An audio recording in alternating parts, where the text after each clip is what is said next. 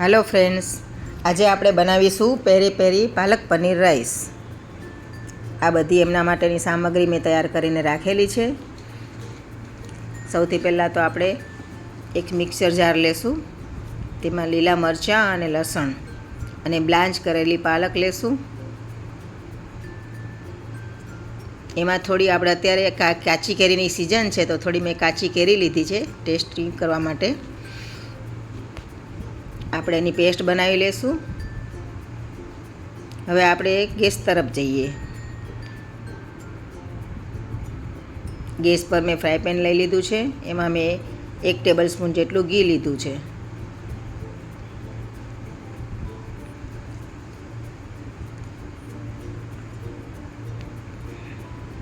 ઘી ન બળે એના માટે મેં થોડું તેલ બી એડ કર્યું છે। તેમાં આપણે થોડું જીરું લેશું, 5 ચમચી જેટલું। જીરું થોડું ક્રેકલ થાય એટલે એમાં આપણે ઓનિયન લેશું। બારીક કાપેલા કાંદા લીધા છે મેં।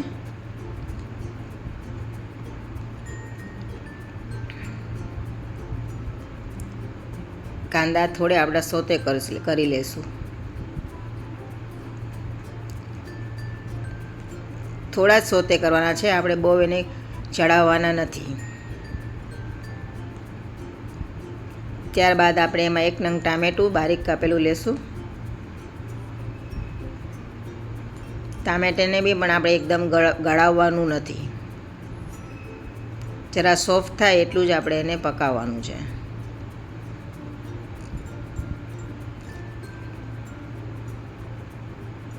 ત્યારબાદ આપણે એમાં તૈયાર કરેલી પાલકની પેસ્ટ જે છે તે એડ કરી દઈશું। મેં લગભગ અડધા કપ જેટલી પેસ્ટ રેડી કરેલી છે। 1 બાઉલ રાઈસ લીધો છે મેં, એના માટે મેં અડધો બાઉલ જેટલી પાલકની પેસ્ટ રેડી કરેલી છે।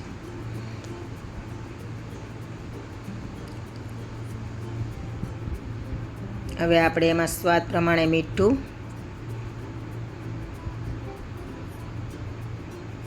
પેરી પેરી મસાલો લેશું 1 ટેબલ સ્પૂન જેટલો। તમારી પાસે જે બી કંપનીનો હોય તમે લઈ શકો છો। ત્યારબાદ એમાં આપણે પનીરના ક્યુબ્સ કરેલા નાખશું। અહીંયા મેં 50 ગ્રામ જેટલું પનીર લીધેલું છે, એના મેં નાના ટુકડા કરી લીધેલા છે। ત્યારબાદ આપણો પકાવેલો બાફેલો જે રેડી કરેલો રાઈસ છે એ પૂરો 1 બાઉલ એડ કરી દઈશું।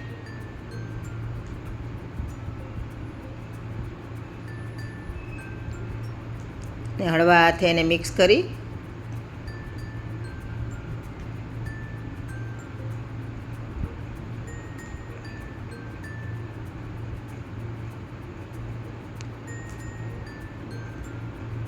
બરાબર એને મિક્સ કરીને 2 મિનિટ માટે આપણે એને કવર કરી દઈશું।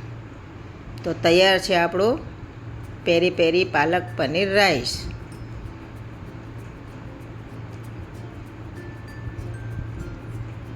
હવે આપણે એને સર્વ કરીશું દહીં અને પાપડ સાથે। એન્જોય।